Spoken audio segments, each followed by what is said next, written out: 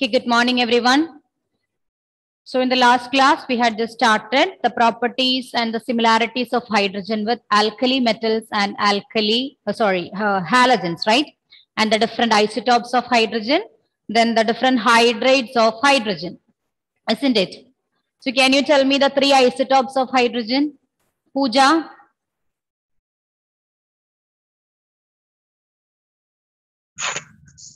Protium, deuterium, and tritium. Protium, deuterium, tritium. Okay. Then Tom, can you tell me the similarities between hydrogen with alkali metals? Tom? Yes, ma'am. They have similar electronic configuration as 1s1. Okay. Yeah. Then they have electropositive character, and they have similar oxidation states, and they combine with electronegative elements. Very good. So these are the similarities of hydrogen with alkali metals. Okay.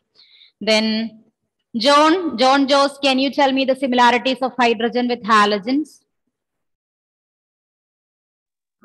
It forms diatomic molecules. It has ionization enthalpy similar to halogens. Okay. It forms a lot of covalent bonds. It receives an electron for stable electronic configuration. Okay. Okay. Okay, children. Then what about the three types of hydrates formed by hydrogen?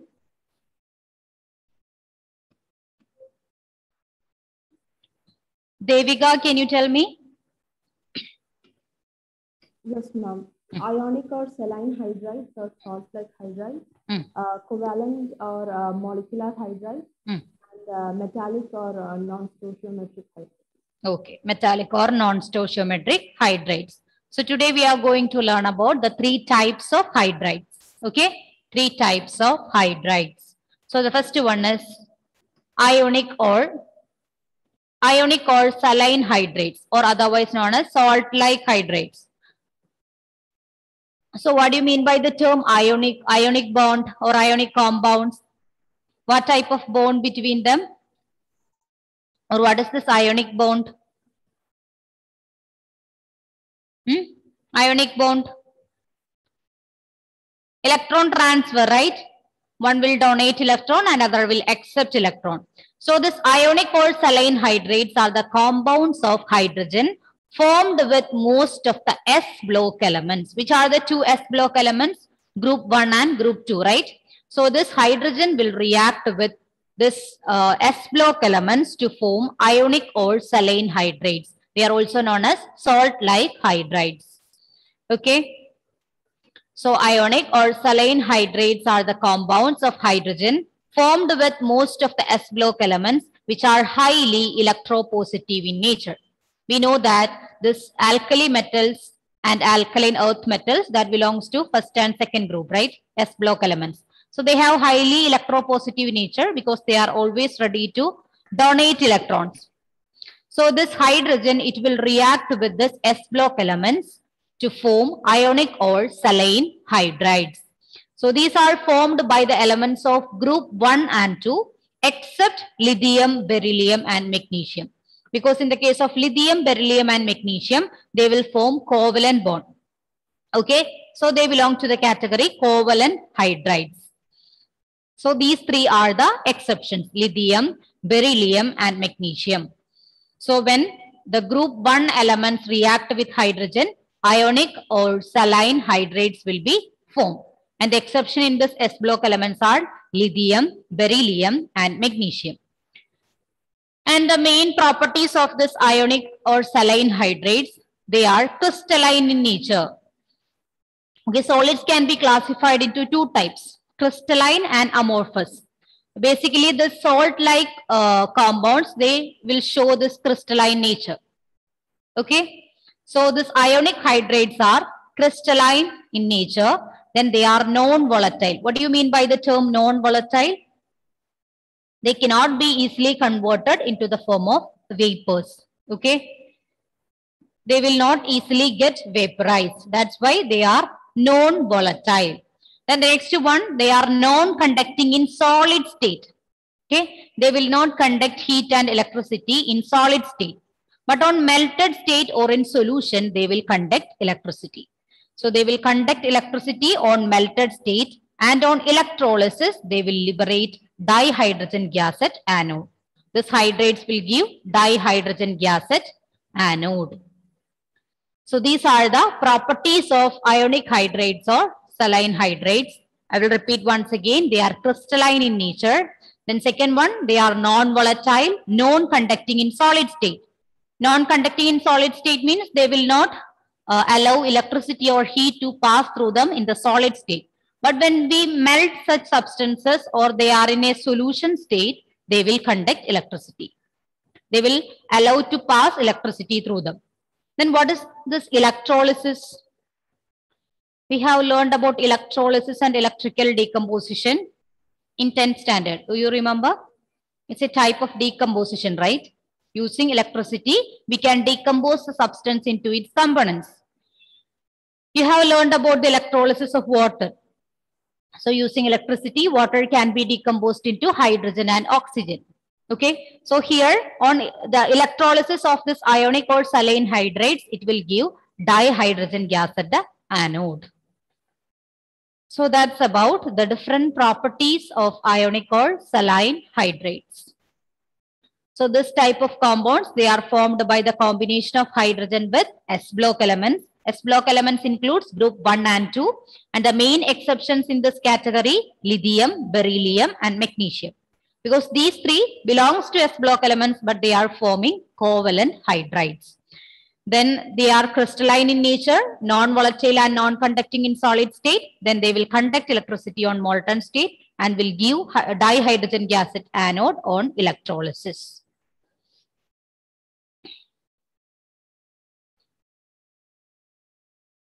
So can you tell me certain examples for this ionic or saline hydrates?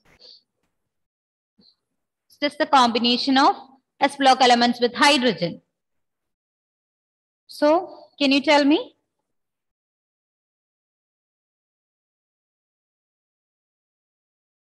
Shabari, can you tell me one example? Any S-block element other than lithium, magnesium, and beryllium. CS4 is covalent. Which one? CS4 is covalent. CS4. It is covalent. CS is cesium, right? No, CH4. CH4, covalent. That is covalent. Covalent. Any S-block elements? Which one? Okay, S-block. S-block, right? KH. Yeah, KH. Then NaH. These all are examples of ionic or saline hydrates. Okay. Lithium, beryllium, and magnesium is the only exception. Okay. So KH, NaH, etc.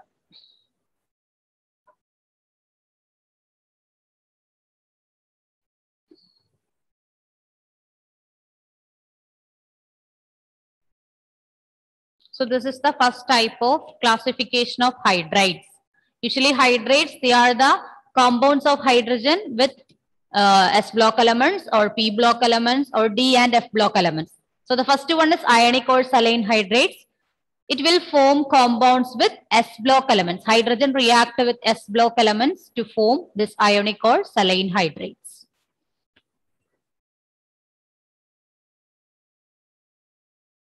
Anashwara, can you tell me the exceptions of S-block elements that did not form ionic hydrate with hydrogen? Anashwara?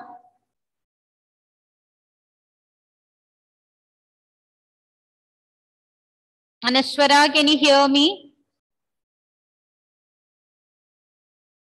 No. Aditya?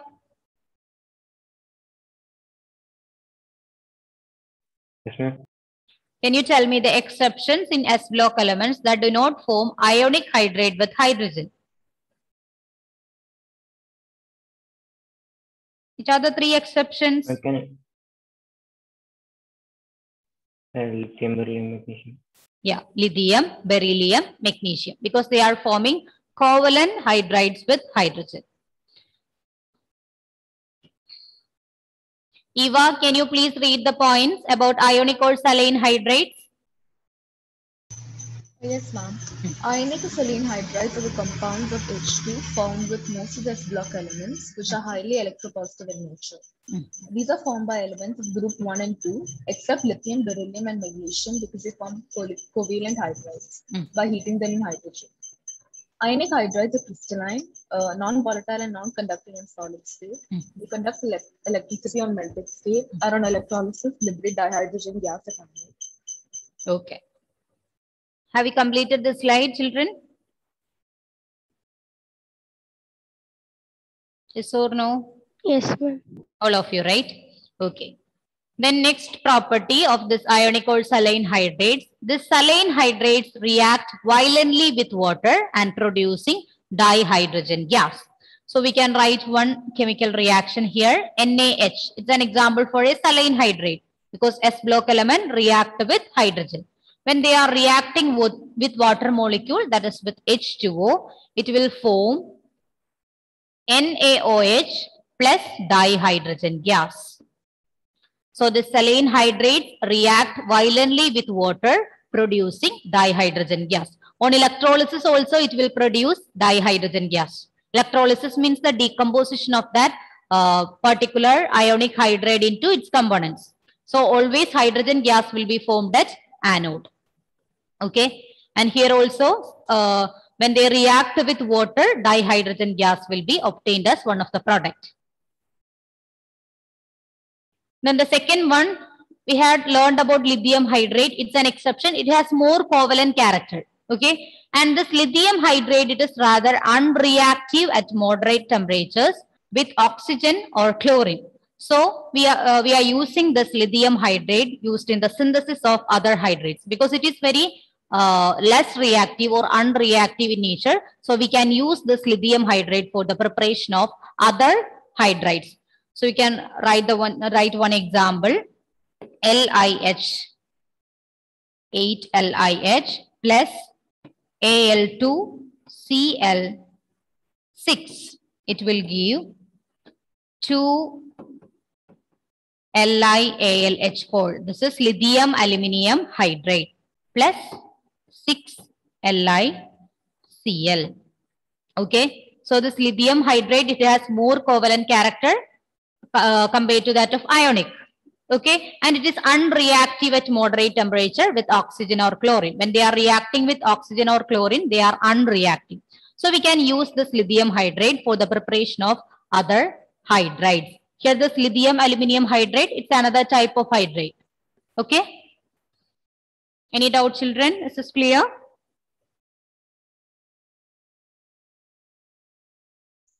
Yes, ma'am. Okay.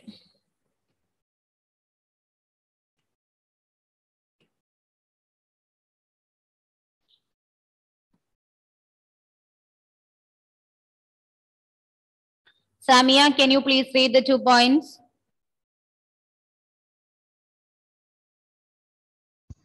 Yes, ma'am. Saline hydrides react violently with water producing dihydrogen gas. Ma'am, should I read that equation also? Yeah. NaH plus H2O gives NaOH plus H2. Then lithium hydride is rather unreactive at moderate temperatures with O2 or Cl2. Therefore used in synthesis of other hydrates. 8LiH plus Al2Cl6 gives 2LiAlH4 plus 6LiCl. Okay. So you can just write down the name of this one. Okay, it is lithium aluminium hydrate. That is used as a reducing agent, oxidizing agent in many chemical reactions. Lithium aluminium hydride. Lithium aluminium hydride.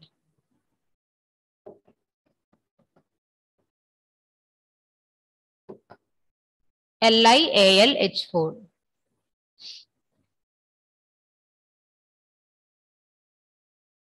Lithium aluminium hydride.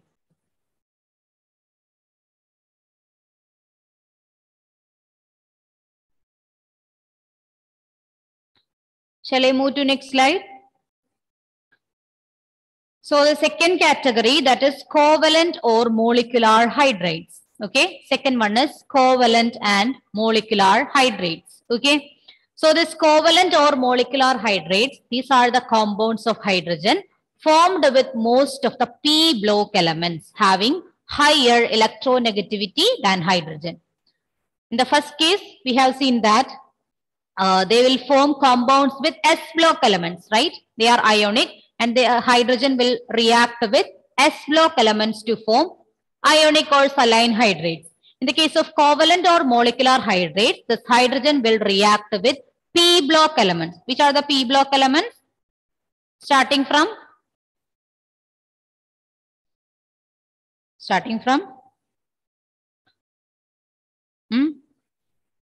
13, okay? Then 13, 14, 15, 16, 17, 18. 18 is noble gases, that's an exception. So all other p block elements were react with hydrogen to form covalent or molecular hydrates. They are highly electronegative in nature compared to that of hydrogen, right?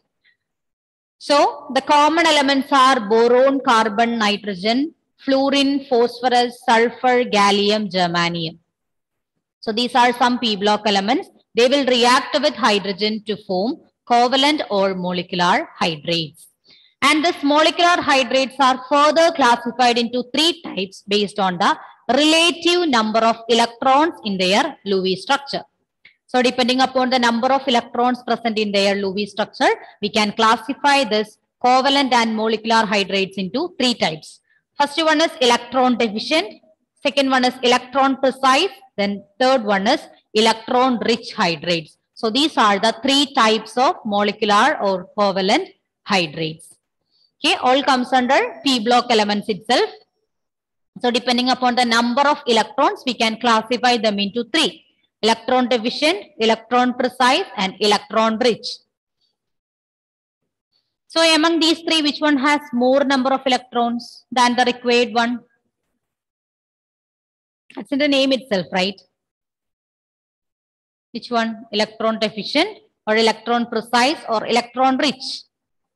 Electron rich. Yeah, electron rich. It will contain more number of electrons than the required one. That will exist as lone pair. Okay. More number of electrons here. In this case, correct number of electrons. Okay. The required number of electrons will be there. And the first one, that is electron deficient. What is electron deficient? They will not have sufficient amount of electron. Okay. So these are the three types. Clear, children? We classify the hydrates into three types. First one is ionic, second one is covalent, third one is metallic. Okay. And ionic hydrates, they are forming this hydrates when they are reacting. Hydrogen is reacting with S block elements. In the case of covalent or molecular, they are reacting with P block elements. And this P block elements, in the case of covalent and molecular hydrates, it's again classified into three: electron deficient, electron precise, and electron rich.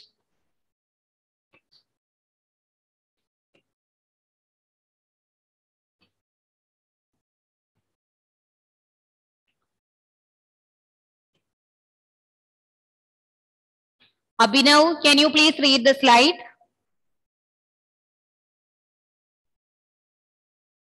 Abhinav?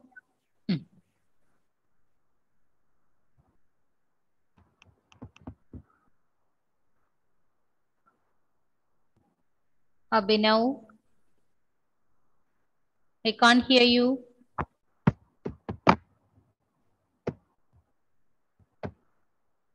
Any audio issues? It's okay, it's okay. Emmeline, can you please read? Covalent and molecular hydrates. Covalent or molecular hydrates are the compounds of hydrogen formed with most of the p block elements having higher electronegativity than hydrogen. Common elements are B, C, N, F, P, S, G, A, G, etc. Molecular hybrids are further classified into 3 types based on the relative number of electron in their Lewis structure. Electron deficiency hydrides. Electron deficient hydrides. No sufficient amount. Electron precise hydrides, correct number of electron. Electron rich hydrides, more number of electrons. Okay. Have you completed the slide, children?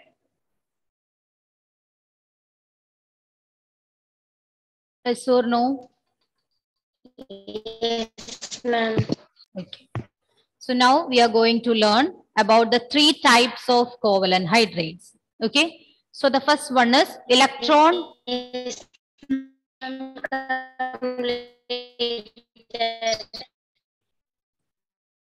Do you want the previous slide?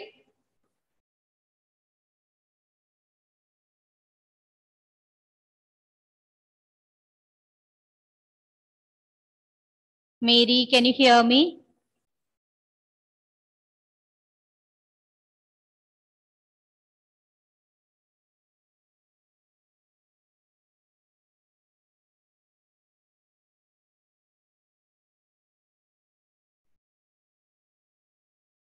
Can you hear me?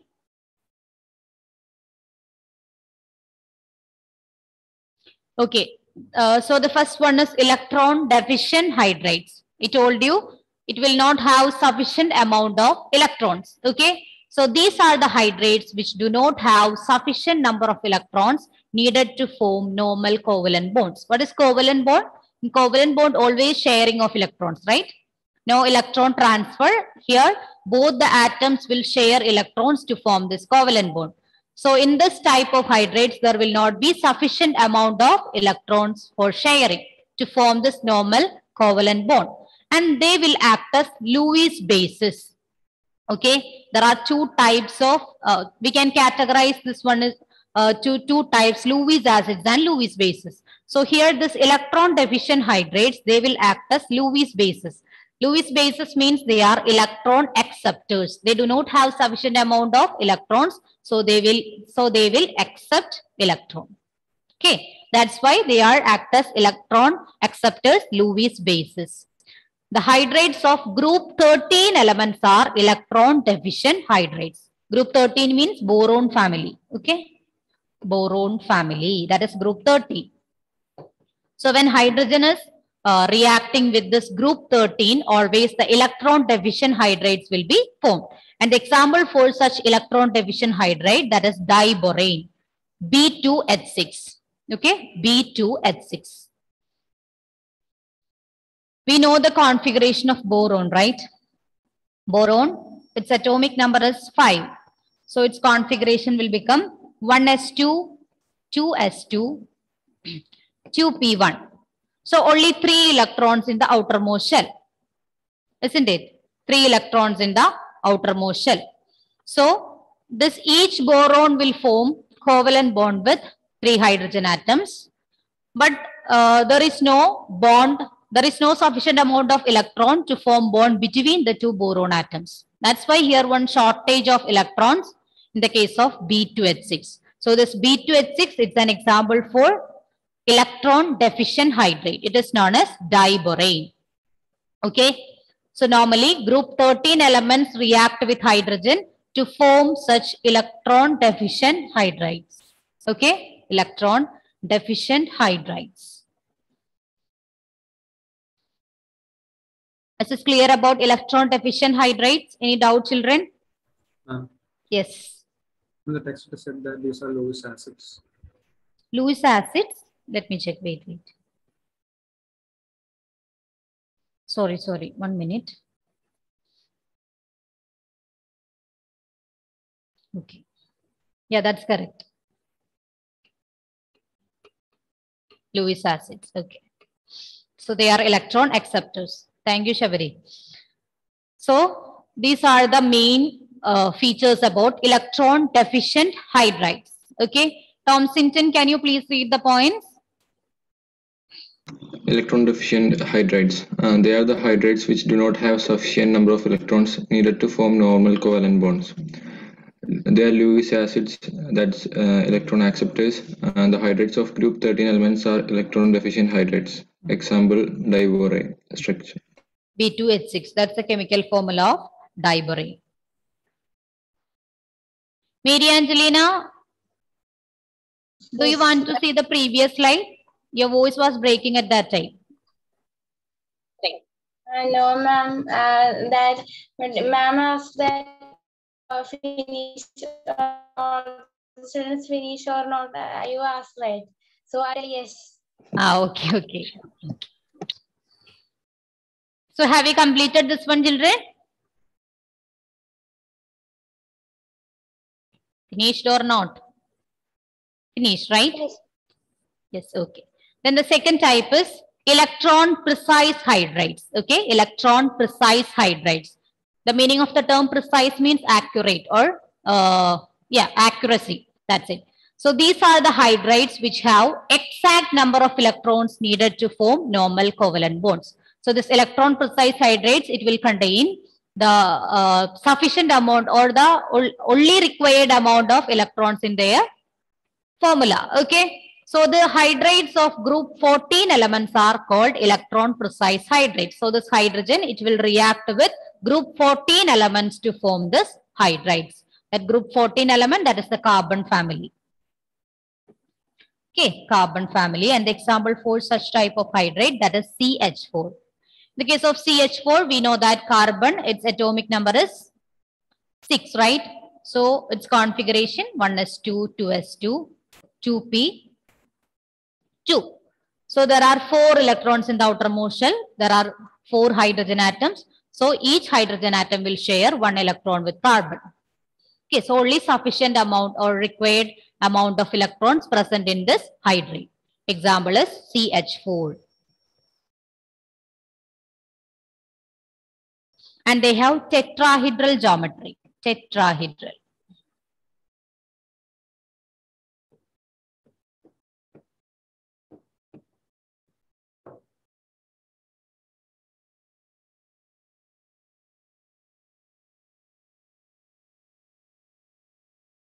So this is the second category of covalent or molecular hydrides. First one is electron deficient. Second one is electron precise. Okay. In the case of electron deficient, the hydrogen will react with group 13 elements to form electron deficient. And in electron precise, hydrogen will react with group 14 elements to form electron precise. And the example is methane, CH4.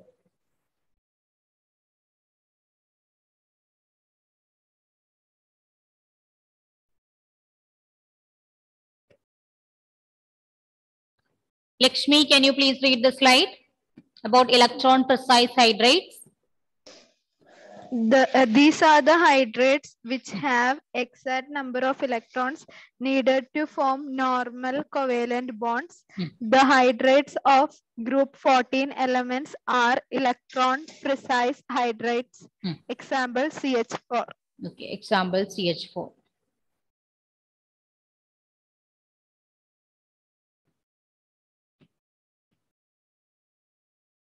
Shall I move to next one, children? Yes, okay.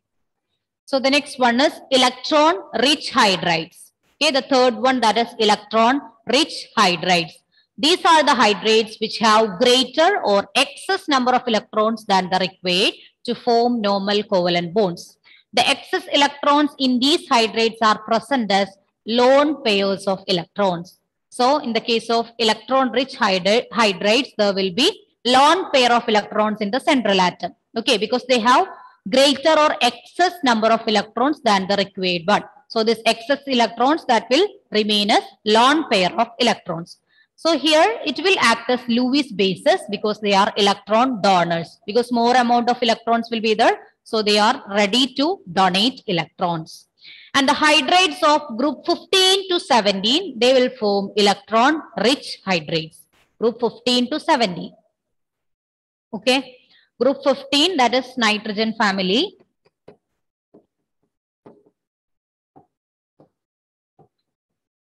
Then group 16, that is oxygen family. Do you remember other name for this oxygen family? They are also known as chalcogens. Okay. The next one is group 17, that is halogens. Okay, halogens. So hydrogen react with group 15, group 16 and group 17 to form electron-rich hydrides. And the examples are NH3, PH3, H2S, HF, HCl, H2O, etc. And the structure of NH3 is here. There is 2 lone pair of electrons in the nitrogen atom.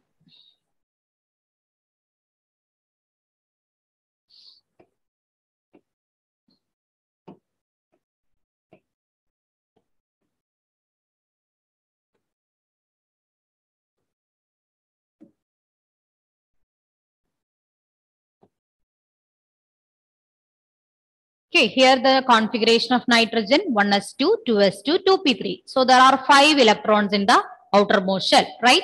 So the 3 electrons of this outermost shell that will react with hydrogen atom. They will share electrons with hydrogen atom to form the covalent bond. The remaining 2 electrons that will exist as lone pair of electrons in nitrogen atom. Okay, so these 2 electrons are the excess electrons present in nitrogen atom. That's why this one is known as electron-rich hydrides.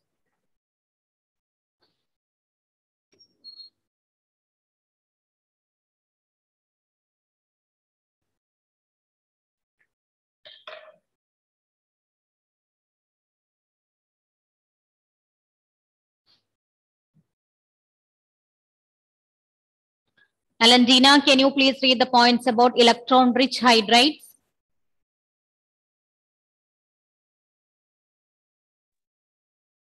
Electron-rich hydrides. These are hydrides which have greater excess number of electrons than required to form normal covalent bonds. The excess electrons in these hydrides are present as lone pairs of electrons.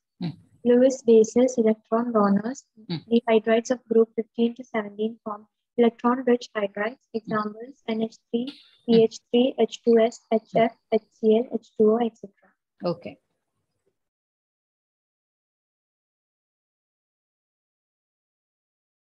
Okay, then the presence of this lone pair electrons on oxygen, nitrogen, fluorine, etc. that will help them to form hydrogen bonds. Okay, this lone pair of electrons present in nitrogen, oxygen, fluorine, etc.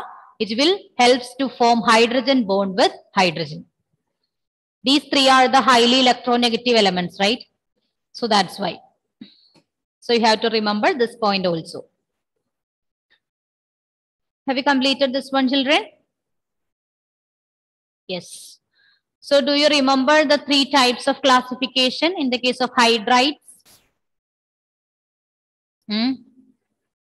Hydrides. Which are the 3 types of hydrides? Malavika, can you tell me the major classification in the case of hydrides? Malavika? Ionic or saline hydride, covalent or molecular, and metallic or stoichiometric. Non-stoichiometric, metallic or non-stoichiometric hydrides. So these are the 3 main types of hydrides. Then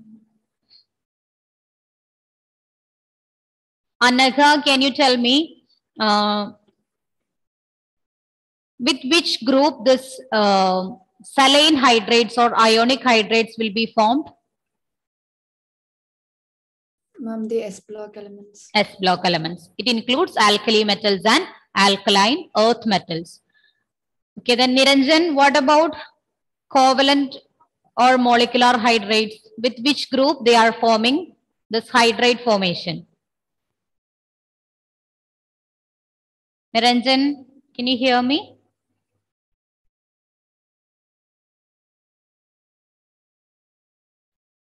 Network issues there. Adulya, can you tell me? Yes, ma'am. With which group this covalent or molecular hydrides will be formed by hydrogen? With the block. Which one? P block. Yeah, P block. Okay, P block elements. Then what about the three main types of covalent or molecular hydrates, Meherin? Electron deficient hydrates, electron precise, and electron rich. Okay, electron deficient, electron precise, and electron rich. Then among the P block elements, which group reacts with hydrogen to form electron deficient hydrates? Vinayak.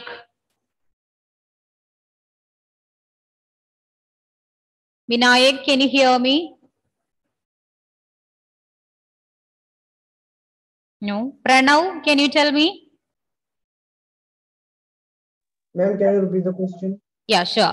Among the P block elements, with which group it will form electron deficient hydrates? P block elements are group 13 to 17, right? With which group? Group 13 or group 14 or group 15, 16, 17, which one?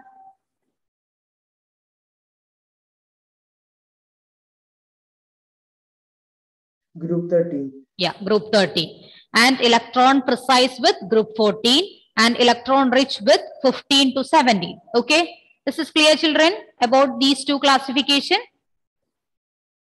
Yes. Okay. Then one more type, that is metallic or non-stoichiometric hydrides. Okay, metallic or non-stoichiometric hydrides. So this metallic hydrides, they are formed by many D block elements. Okay, many D block and F block elements of the periodic table. So we have learned about ionic and covalent. Ionic with S block, then covalent with P block. Here metallic or non-stoichiometric with D block elements and F block elements of the periodic table.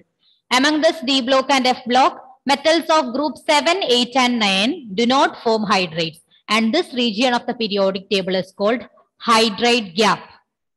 Metals of group 7, 8 and 9 do not form hydrides. And this region of the periodic table is called hydride gap.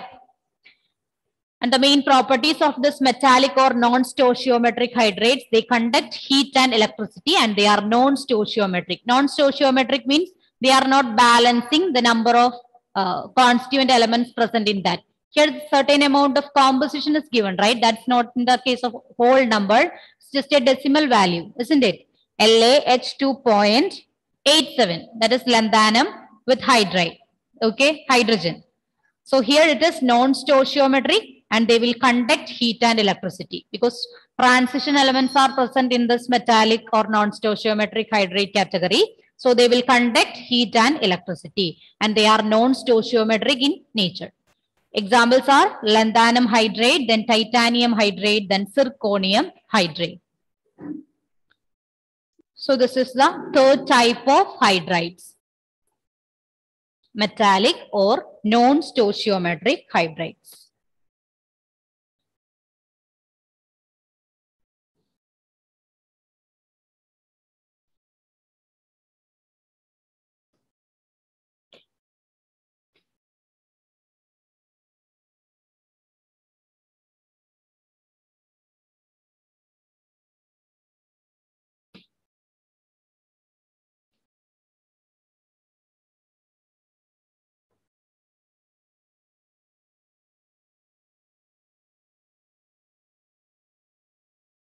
And there is one more name for this metallic or non-stoichiometric hydrides, that is interstitial hydrides. Okay, interstitial hydrides.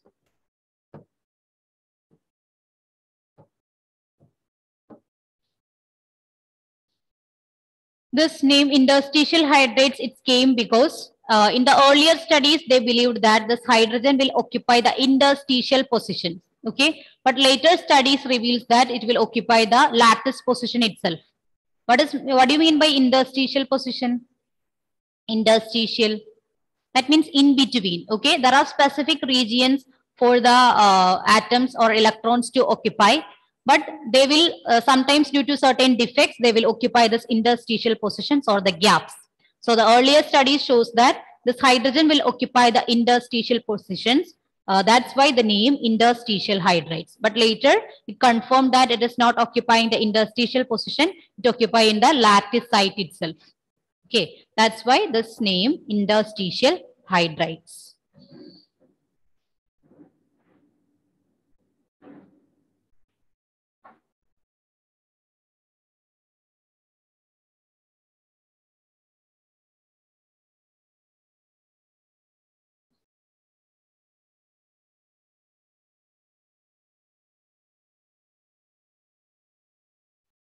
Ma'am, Yeah. And Liz, can you show that last slide? last one. Okay.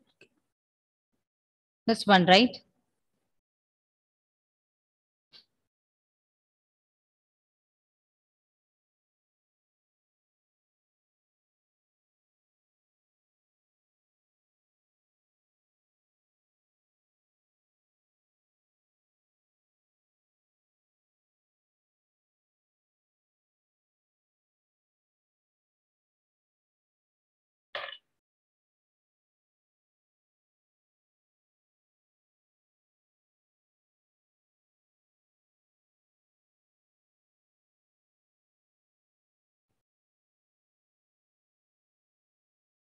Finished. Okay. Have you completed this one, children? All of you? Yes. Okay. Then there is one more period, right? So we can continue the topic in the next class. Let me take your attendance this week. Okay, children. Then thank you all. See you in the next class. Have a nice day. Bye. Thank you. Thank you. Thank you.